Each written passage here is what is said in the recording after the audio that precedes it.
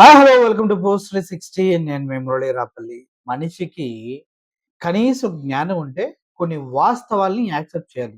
ఇప్పుడు ఈ వీడియో గనక మీరు కంటిన్యూస్‌గా చూసారనుకో, మన రాష్ట్రం పైన జరుగుతున్నటువంటి దాడి, ప్రస్తుత కూటమి ప్రభుత్వం చేస్తున్నటువంటి దారుణ మోసం మీ కళ్ళకు కట్టినట్టు అలా కనువిప్పి కలిగినట్టు చూయించేస్తాదనమాట. ముఖ్యంగా మనకి ఎప్పుడూ ఒక ఫేక్ నరేటివ్ అనేసి మన బ్రెయిన్‌లో నడుపుతా ఉంటారు. ఏమని? ఇన్ని లక్షల కోట్లు సంపాదించాం, ఇన్ని లక్షల ఉద్యోగాలిచ్చాం, ఇంత ఇది చేస్తున్నాం, ఇంత అది చేస్తున్నామని కబుర్లు చెప్తూ ఉంటారు. కానీ ఆ ఉద్యోగాలు ఎవరికిచ్చాడో ఇప్పటి వరకు దిక్కు లేదు. మన లోకేష్ గారిని గనక మనం చూసుకున్నట్లయితే 2024, 25, 26 ఉగాదికి కూడా జాబ్ క్యాలెండర్ ఏస్తానని బాబు గారు హామీ అంటూ కబుర్లు చెప్పడం జరిగింది. ఇప్పటి వరకు ఈ 3 సంవత్సరాల్లో జాబ్ క్యాలెండర్ రాలేదు, రాదు, రాబోదు అనేది వాస్తవం. ఎందుకంటే జాబ్ క్యాలెండర్ ఎక్కడుంది? లోకేష్ గారనే వ్యక్తి ఒక మినిస్టర్‌గా ఉన్నప్పుడు, ఆయన చెప్పినప్పుడు కనీస రెస్పాన్సిబిలిటీగా 2024 నుంచి 25 ఇప్పుడు 26 ఎప్పుడైనా ఒక్కసారైనా జాబ్ క్యాలెండర్ అనేది అనౌన్స్ చేయాల్సిన అవసరం ఉంది. కానీ అవుతుందా? కావట్లేదే. అంటే ఏంటి? చంద్రబాబు నాయుడు గారికి మాటకు వాల్యూ లేదు, లోకేష్ మాటకు వాల్యూ లేదు. పైగా మన రాష్ట్రం అప్పులు 3,20,000 కోట్లు దాటిపోయినాయి. 3,20,000 కోట్లు దాటిన తర్వాత కూడా ఏమర్థమవుతుంది? వచ్చిన 20 నెలల్లోనే ఇంత భారీ అప్పు ఎవడు చేయడు. మన కోసం చంద్రబాబు నాయుడు గారు చేశారు అంటున్నారు. కానీ ఆ డబ్బులన్నీ ఎక్కడికెళ్తూ ఉన్నాయి? రాష్ట్రమేమో రోజు రోజుకి ఆర్థికంగా అధ్వాన స్థితికి దిగజారుతూ ఉంటే, ఇప్పుడు చంద్రబాబు నాయుడు గారు 20,00,000 కోట్ల జాబులు ఎక్కడికెళ్ళినాయో తెలీదు. లోకేష్ గారు చెప్తున్నటువంటి జాబ్ క్యాలెండర్ ఎటెళ్ళిందో తెలీదు. కానీ వాస్తవానికి మీకు ఒక విషయం నేను క్లియర్‌గా చెప్పాలంటే, ఒక విషయాన్ని కన్ఫర్మ్ చేస్తున్నా. ఇప్పటివరకైతే జాబ్ క్యాలెండర్ పర్లేదు. ఆంధ్రప్రదేశ్ వ్యాప్తంగా జాబులు ఎవరికీ గవర్నమెంట్ ఇవ్వలేదు. కానీ ఇచ్చామని 20,00,000 జాబులు ఇచ్చామని, 10,00,000 జాబులు ఇచ్చామని చెప్పుకోవడానికి మాత్రం వీళ్ళంతా ముందుకొస్తూ ఉన్నారు. ఎందుకంటే ఆ వాస్తవాలు ఎవరికీ తెలియవు కాబట్టి. ఇప్పుడు ఈటిపైన కాగ్ నివేదిక ఎలా ఉంది అనే విషయాన్ని మీకు స్పష్టంగా చెప్పాలనుకుంటున్నాను. అయితే 'బాబోరు బుడ్డోడు' కాన్సెప్ట్‌లో మేము ఎప్పటికప్పుడు ఫన్నీగా ఒక వర్షన్‌ని అందిస్తూ ఉంటాం ప్రజలకి. ఆ వర్షన్ కూడా వాళ్ళు బాగా ఎంకరేజ్ చేసి ఎంజాయ్ చేస్తున్నటువంటి వర్షన్. ముఖ్యంగా 'కాగ్ రిపోర్ట్' ఏం చెప్తుంది అనేది పార్ట్ 1, పార్ట్ 2గా మా బుడ్డోడితో చెప్పించడం జరిగింది. ఆయన కూడా చాలా రీసెర్చ్ చేసి అద్భుతంగా రాసుకొని, ఆ 'కాగ్ రిపోర్ట్' యొక్క తాలూకా సారాంశాన్ని మొహం మీద చెప్పుతో కొట్టినట్టుగా అందరికి అర్థమయ్యే రీతిలో ఆయన కూడా రాసి చెప్పడం జరిగింది. ఒకసారి మీరు చూసినట్లయితే కాగ్ నుండి వచ్చినటువంటి డేటా ప్రకారం మన ఆంధ్రప్రదేశ్‌లో అప్పులెన్నున్నాయి, మన ఆంధ్రప్రదేశ్ భవిష్యత్తు ఏంటనేది మీకు ఈ 2 వీడియోలు చూస్తే పూర్తిగా అర్థమైపోయిద్దనమాట. దయచేసి ఆ వీడియోలు ఒకసారి మీకోసం ప్లే చేస్తున్నా. చూడండి బాబోరు!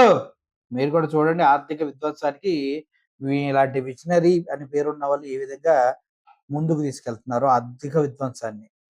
అందరికి నమస్కారం అండి. నేనండి మీ జమ్మల బడుగు జవాబులు జాలరెడ్డిని మాట్లాడుతున్నా అండి. మరి మనకి ఈ రోజు వచ్చిన ప్రశ్న ఏంటంటే, ఒరే జాలరెడ్డి, ఆర్థిక విధ్వంసం అంటే ఏటో చెప్పరా? అయ్య బాబోయ్, పెద్ద ప్రశ్న అడిగారు. మరి వివరంగా చెప్తా, ఓపిగ్గా ఇనుకోండి. ఇక అభివృద్ధికి అడ్రస్ అనేది ఉంటే అది బాబోరే అంటూ నిత్యం కొట్టేరు డప్పు. ఇక 2024-25 సంవత్సరం యొక్క రాష్ట్ర లెక్కలు బొక్కలు చూస్తే దొబ్బింది నాకు చిప్పు. ఏదో తేడాగా ఉందేంటి? ఇక ప్రూఫ్స్ తో కొడదామని క్యాగ్ రిపోర్ట్స్ నుండి సేకరించా 2024-25 సంవత్సరం యొక్క ఫైనాన్షియల్ డేటా. ఓ పాలి చూద్దాం మన బాబోరు ఆర్థిక వ్యవస్థపై ఆడిన ఆట. అంటే ఎస్, ఇక రెవెన్యూ డెఫిసిట్ అనగా రెవెన్యూ లోటు చూసుకుంటే 2023-24 సంవత్సరంలో 38,683 కోట్లు ఉండగా 2024-25 నాటికి 60,285 కోట్లకు చేరుకుందండి. అంటే గత ప్రభుత్వంతో పోలిస్తే మన బాబోరు పగ్గాలు చేపట్టాక ఈ రెవెన్యూ లోటు 36% పెరిగిందన్నమాట. ఇక ఫిజికల్ డెఫిసిట్ అనగా ఆర్థిక లోటు చూసుకుంటే 2023-24 సంవత్సరంలో 62,720 కోట్లు ఉండగా 2024-25 సంవత్సరంలో 81,071 కోట్లు ఉందండి. అంటే గత ప్రభుత్వంతో పోలిస్తే మన బాబోరు అడ్మినిస్ట్రేషన్ లో దాదాపు 23% ఎక్కువగా నమోదైందండి. అంటే అది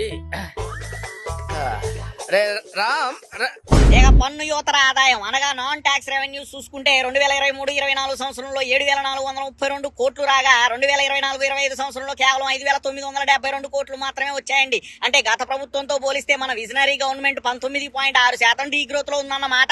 ఇక గ్రాంట్స్ ఇన్ ఎయిడ్ అనగా కేంద్ర ప్రభుత్వం మన రాష్ట్రానికి ఇచ్చే ఫైనాన్షియల్ సపోర్ట్ అన్నమాట. మరి 2023-24 సంవత్సరంలో సెంట్రల్ సర్కార్ మన రాష్ట్రానికి 34,702 కోట్లు ఇవ్వగా 2024-25 సంవత్సరంలో కేవలం 20,188 కోట్లు మాత్రమే ఇచ్చిందండి. అంటే గత ప్రభుత్వంతో పోలిస్తే మన కూటమి ప్రభుత్వం కుర్చీ ఎక్కాక దాదాపు 42% తగ్గించి ఇచ్చిందండి.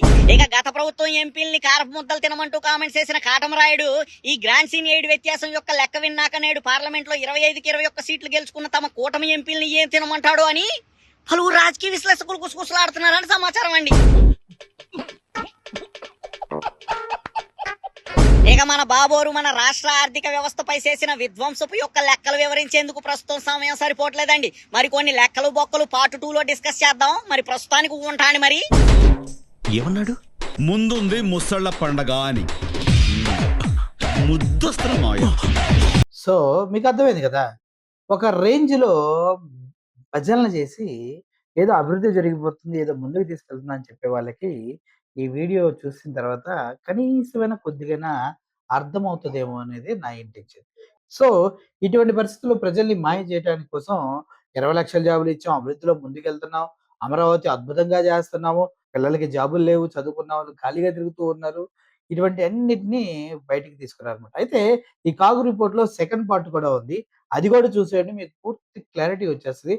ఆ తర్వాత చెప్పండి, ఎవరన్నా నిజంగా చదువుకున్న వాళ్ళు ఉంటేనే కింద కామెంట్ చేయండి. గంగిరెద్దుల్లాగా చదువుకోకుండా ఇష్టం వచ్చినట్టు సొల్లు సొటారం కబుర్లు చెప్పేవాళ్ళెవరు కామెంట్ చేయొద్దని మనవి. ఓకే. అందరూ నమస్కారం అండి. నేనండి మీ జవాబులు శాలరెడ్డిని మాట్లాడుతున్నా అండి. ఇక బాబోర్ చెప్పేదంతా సొల్లు ఆర్థిక వ్యవస్థ పడింది సిల్లు పార్ట్ 2కి స్వాగతం అండి. ఇక మ్యాటర్ లోకి వెళ్తే 2024-25 ఫినాన్షియల్ ఇయర్ యొక్క క్యాగ్ రిపోర్ట్స్ ప్రకారం క్యాపిటల్ ఎక్స్పెండిచర్ అనగా మూలధన వ్యయం అనగా భూములు భవనాలు యంత్రాంగాల కొనుగోలుపై ఎట్టే ఖర్చు లేదా ఉన్న వాటిని అప్గ్రేడ్ చేయడంపై ఎట్టే ఖర్చుని క్యాపెక్స్ అంటారండి. అంటే ఒక్క మాటలో చెప్పాలంటే మన భాషలో డెవలప్మెంట్ అంటారండి. ఇక 2023-24 సంవత్సరంలో చూసుకుంటే ఈ క్యాపిటల్ ఎక్స్పెండిచర్ పై ఎట్టిన ఖర్చు 23,330 కోట్లు కాగా 2024-25లో కేవలం 16,141 కోట్లు మాత్రమే ఖర్చు చేశారండి. అంటే గత ప్రభుత్వంతో పోల్చుకుంటే అభివృద్ధికి కేర్ ఆఫ్ అడ్రస్ అని చెప్పుకొని తిరిగే మన బాబోరు బిలో ద స్కేల్ అన్నమాట. ఇక పబ్లిక్ డెప్ట్ అనగా ప్రజా రుణం చూసుకుంటే 2024-25 సంవత్సరంలో 78,066 కోట్లకి చేరగా ఇక అభివృద్ధి తమ ప్రణవ కర్తవ్యం అంటూ కాకమ్మ కథలు చెప్పి మన కాటమరాయుడు యజమాని కేవలం 16,141 కోట్లు మాత్రమే ఆ అభివృద్ధి కొరకు వినియోగించారండి. అంటే మొత్తంగా 20% అన్నమాట. ఇక మన కూటమి సర్కార్ కుర్సీ ఎక్కినాక ప్రవేశపెట్టిన 2024-25 ఫినాన్షియల్ ఇయర్ యొక్క బడ్జెట్ లెక్కలు చూస్తే సంవత్సరం పూర్తయ్యే నాటికి ఏ రంగంలోనూ వాళ్ళు ఇచ్చిన బడ్జెట్ సంఖ్యలను మ్యాచ్ చేయలేకపోయారండి. ఇక ఉదాహరణకి medium and major irrigation projects కి కేటాయించిన బడ్జెట్ 24,051 కోట్లు కాగా ఖర్చు చేసింది కేవలం 10,155 కోట్లు మాత్రమేనండి. అంటే కేటాయించిన బడ్జెట్ నుండి కేవలం 42% మాత్రమే ఖర్చు చేశారండి. ఇక అగ్రికల్చర్ అనగా వ్యవసాయ రంగం చూసుకుంటే మరి ఘోరం అండి. కేటాయించిన బడ్జెట్ 10,800 కోట్లు కాగా ఖర్చు చేసింది కేవలం 2,816 కోట్లు మాత్రమేనండి. అంటే కేటాయించిన బడ్జెట్ నుండి 26% మాత్రమే ఖర్చు చేశారండి. ఏం శాతం మన రాష్ట్ర రైతులంటే మన కూటమి సర్కార్ కి అంతటి ప్రేమ మరి. ఇక రూరల్ డెవలప్మెంట్ అనగా గ్రామీణ అభివృద్ధి కొరకు కేటాయించిన బడ్జెట్ 8,530 కోట్లు కాగా ఖర్చు చేసింది కేవలం 3,754 కోట్లు మాత్రమేనండి. అంటే కేటాయించిన బడ్జెట్ నుండి 44% మాత్రమే ఖర్చు చేశారండి. ఇక ఇండస్ట్రీస్ అండ్ కామర్స్ అనగా పరిశ్రమలు మరియు వాణిజ్యంకై కేటాయించిన బడ్జెట్ 4,669 కోట్లు కాగా ఖర్చు చేసింది కేవలం 1,467 కోట్లు మాత్రమేనండి. అంటే 31% మాత్రమే ఖర్చు చేశారన్నమాట. నీకు ఇలా చెప్పుకుంటా పోతే ఏ రంగంలోనూ లేవు. ఒక్క సంవత్సరానికై నువ్వు వేసిన బడ్జెట్ సంఖ్యల అంచనాలు దాటిన దాఖలాలు. మరి మాత్రం దానికి ఎందుకయ్యా ప్రపంచంలో నన్ను మించిన విజనరీ లేడంటూ చెప్పుకుంటావు గొప్పలు. అంటే అది రే రామ్ ఇక ఇప్పటిదాకా విన్న లెక్కలు వాటి అనుకున్న బొక్కలు చూశాక ఆర్థిక విధ్వంసం అంటే ఏంటి, అది ఎవరి హయాంలో జరుగుతుంది అనే దానిపైన ఓ అవగాహన వచ్చినట్టే కదండి. ఉంటాండి మరి. సో ఇంత దారుణంగా ప్రజల ఆస్తుల్ని, ప్రజల మనోభావాల్ని, ప్రజలకు ఇచ్చిన ప్రామిసెస్ ని అన్నిటిని తుంగలో తొక్కి ఆర్థిక విధ్వంసానికి care of address Chandrababu Naidu గారే, అదే బాబోరే అంటూ పాపం ఇతని కాగు లెక్కల్ని, కాకి లెక్కల్ని పోల్చి చెప్పి కాగు లెక్కలతో కాలెత్తి తన్నినంత పని చేశాడు. సో మీ అందరూ ఆలోచించవలసింది ఏంటంటే, దొంగ లెక్కలు, కాకి లెక్కలు చెప్పేవారిని పక్కన పెట్టి కాగు లెక్కల్ని కన్సిడరేషన్ లో తీసుకొని ఆర్థిక విధ్వంసానికి కేర్ ఆఫ్ అడ్రస్ ఎవరన్న దానిపైన ఒక అవగాహన మీకు వస్తే మంచిదని, ఏదో చదువుకున్నవాడు కన్నా వేరే వాళ్ళు ఎవరో మేలన్నట్టుగా ప్రవర్తించొద్దని సో కాల్డ్ పచ్చపిల్లల పార్టీ వాళ్ళని కోరుకుంటూ సెలవు తీసుకుంటున్నాను. దయచేసి అర్థం చేసుకోండి. రాష్ట్రం సంకనాకి పోతుంది అనేది ఈ కాగ్ రిపోర్ట్ యొక్క తాత్పర్యము, సారాంశము, ప్రతిపదార్థము, అన్ని అర్థాలు. అర్థమైంది కదా! Thank you for watching this video.